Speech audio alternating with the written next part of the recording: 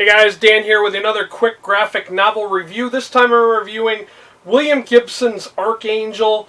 I have to admit I've never read anything by William Gibson.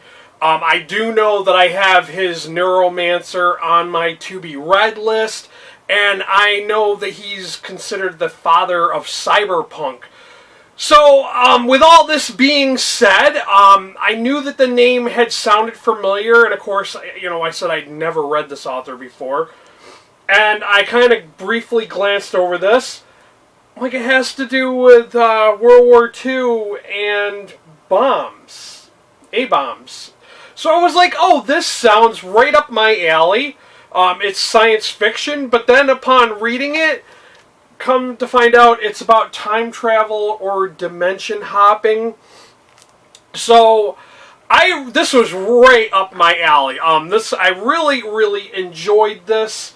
The artwork is okay. Sometimes the faces look a little weird, but and another criticism I have is that like the time differences, they don't really mark the year like and every page, so you really have to pay attention. You really have to be closely like reading the dialogue to kind of understand when they flip-flop between the future and 1945, because they don't indicate the changes in time all the time.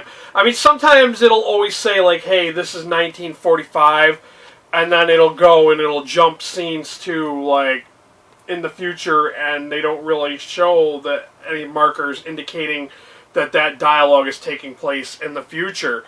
So I kind of thought that was a downside to it. But then again, like I said, I really enjoyed this. I've never read the author before. A lot of criticisms on this book on Goodreads were a lot of people who are fans of William Gibson really just didn't like this for some reason. I don't understand why, because I really enjoyed this, and I rated it 4 out of 5 stars. I thought it was a great book.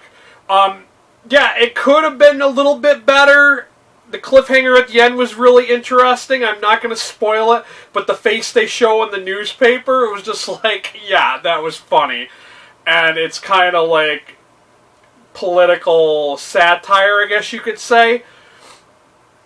But yeah, I just don't understand why a lot of his fans didn't like this. If they thought this was a 2-star book, then I'm really going to have to check out William Gibson's other books.